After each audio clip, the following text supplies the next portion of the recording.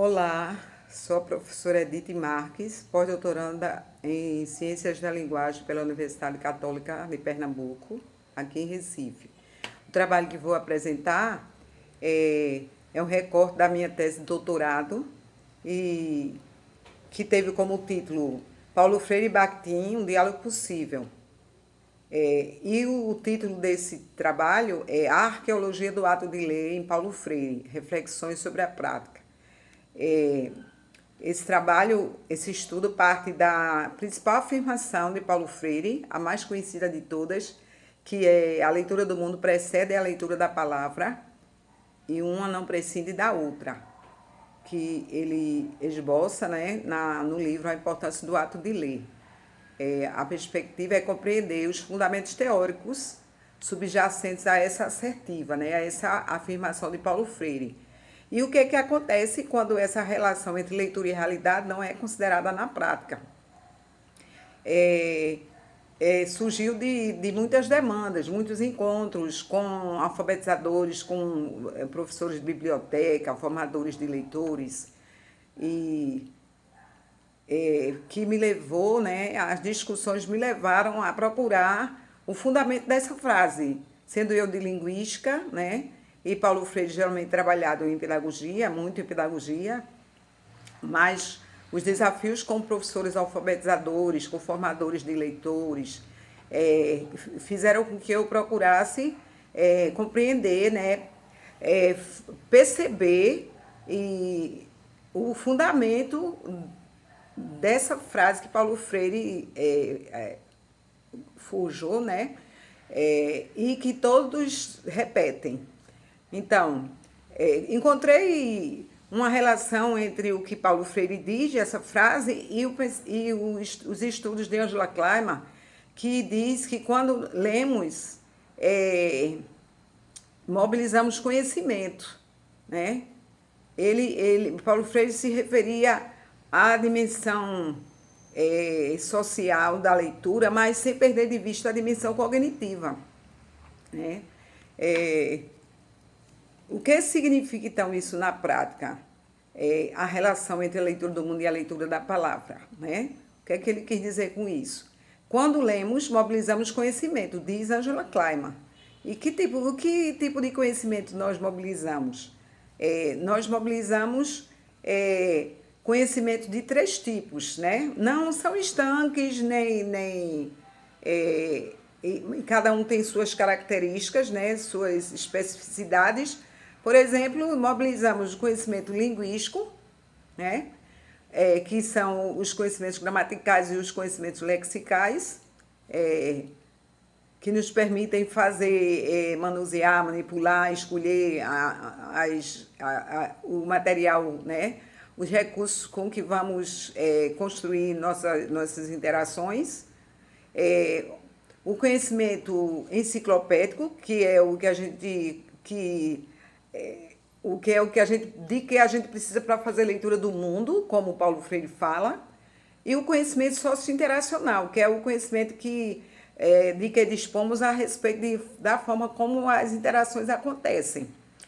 Então, quando diz isso, né, Paulo Freire compreende que é assim que a leitura acontece, fazendo a ligação entre leitura e linguagem e realidade, né? Porque a leitura ocorre pela linguagem.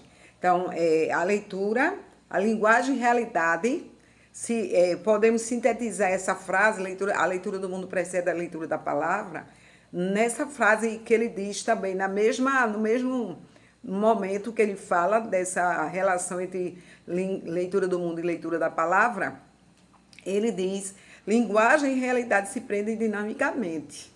Isso quer dizer que é impossível você ler sem lançar mão daquilo que você já conhece, né?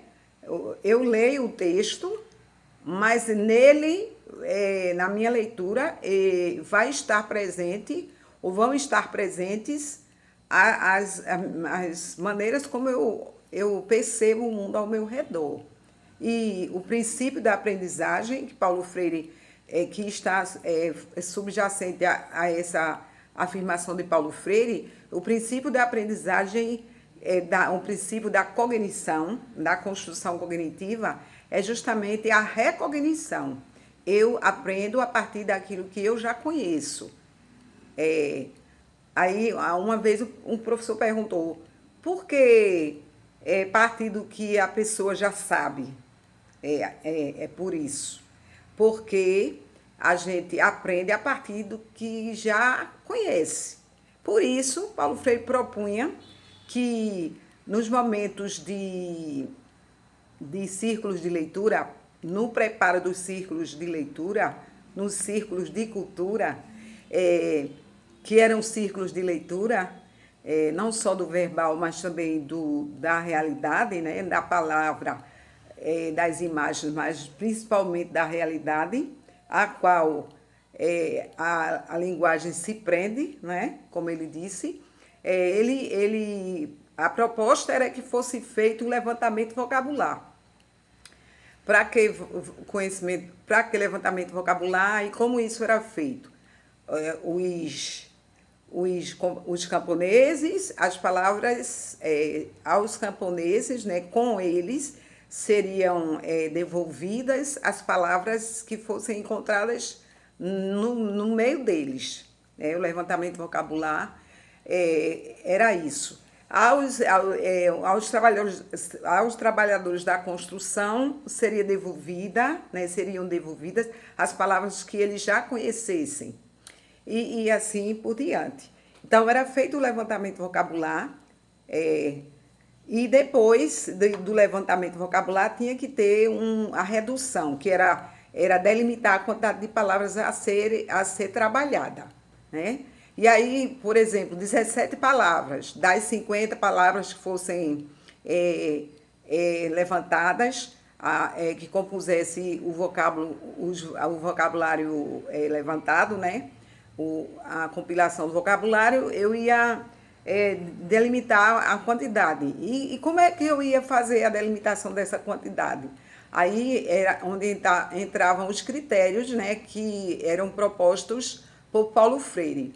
Para fazer essa redução, delimitar a quantidade de palavras que seriam utilizadas para os círculos de cultura daquele determinado grupo, eu teria 3 critérios. A riqueza fonêmica, né? Aí eu teria, em geral, palavras trissílabas, as dificuldades fonéticas, que seria, em geral, as palavras seriam com um padrão silábico simples, consoante vogal, e eu também teria que considerar o teor pragmático. O que seria o teor pragmático?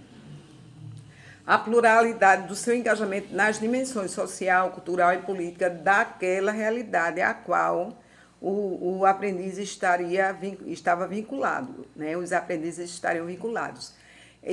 Qual é o critério mais importante no caso desses 3?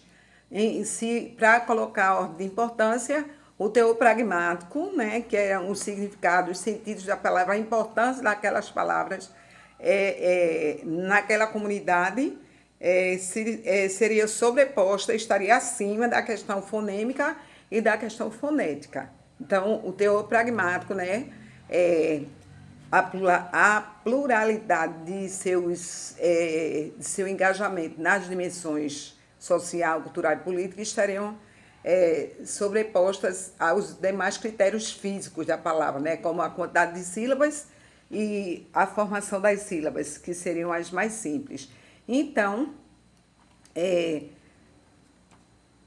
Paulo Freire tem essa preocupação, né, de fazer o trabalho a partir do que os sujeitos já conheciam. E o que era feito, né? Tinha a codificação, que era apresentada assim, a codificação, a palavra geradora, que era aquela palavra que a palavra é por natureza geradora, né? Bakhtin fala disso, que é o filósofo russo fala disso. O caráter gerador da palavra, certo?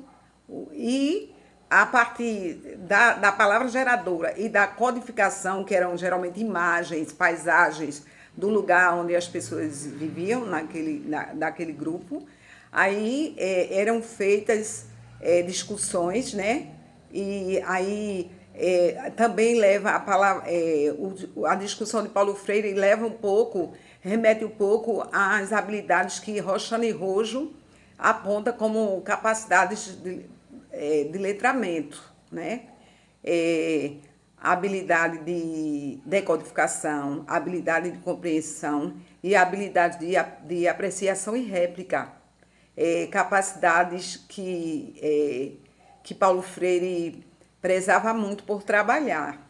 Então, não eram palavras soltas, tinham os critérios, havia os critérios, e não era a leitura pela leitura, como Paulo Freire chamava de verbalismo ou palavreria.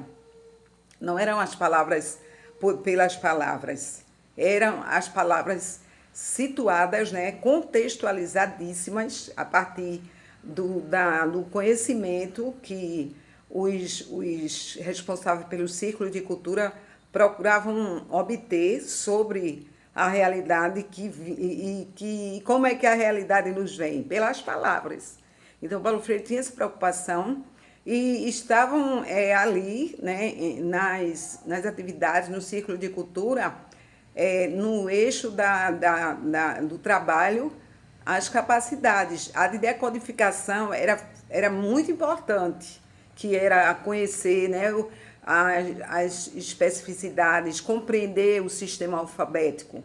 Sim, era a condição para que o sujeito dissesse sua palavra, né, numa perspectiva da compreensão e de desenvolver a capacidade de apreciação e réplica, a percepção de outras linguagens que Paulo Freire propunha para os círculos de cultura.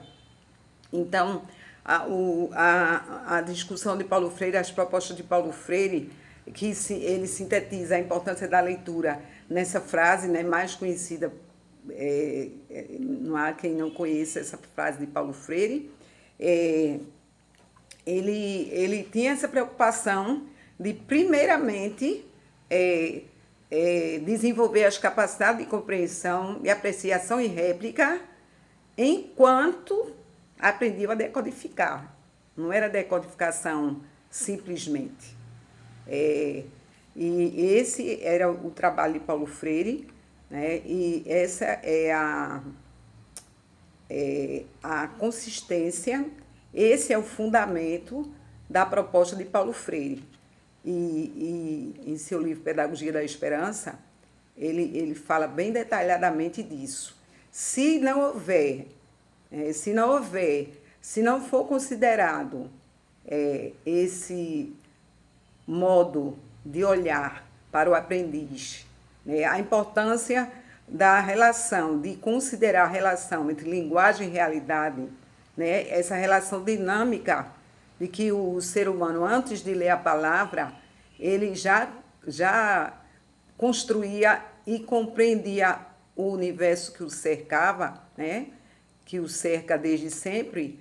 Aí o processo de aprendizagem será um equívoco, porque, como disse Paulo Freire, a leitura do mundo precede a leitura da palavra, uma não vive sem a outra, né? E linguagem e realidade se aprendem dinamicamente. Então, quando a pessoa lê, por exemplo, no exemplo que alguns professores, nós discutíamos, Deodá, Deodó, ele silaba, né? Ele lê silabando e depois diz bozó. Ele não está falando da palavra, ele está falando do objeto que ele conhece como bozó, que é o dado, e que ele traz para a leitura, né, da palavra, porque ele não está lendo, ele está lendo primeiro a realidade. Então, quando a relação entre linguagem e realidade não é considerada no ensino e na aprendizagem da leitura, não funciona. Até mais, obrigada.